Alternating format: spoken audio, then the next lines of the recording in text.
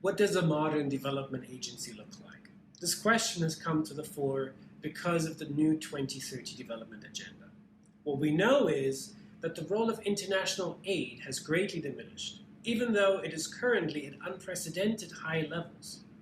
Aid typically flows from a donor government to a recipient government, either directly or through a multilateral intermediary such as the United Nations. But aid is not enough to achieve the Sustainable Development Goals. Instead, domestic resources from regular economic activity and other international resources, such as trade income or commercial borrowing, fuel development in middle-income countries and the shrinking number of low-income countries.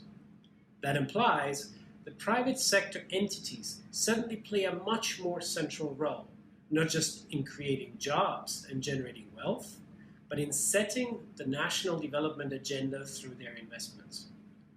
So what are the implications for development agencies? First, typical bilateral donor agencies will lose ground to private entities interested in development, such as international foundations and investors.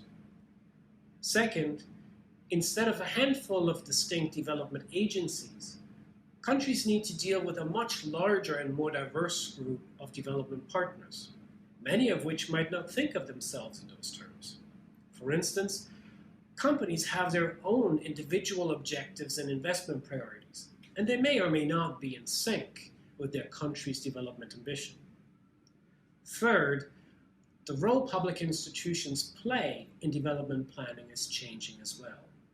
Instead of designing central development plans and managing development projects directly, governments at best can put in place incentives for others to align their investments. Fourth, development is increasingly becoming a business.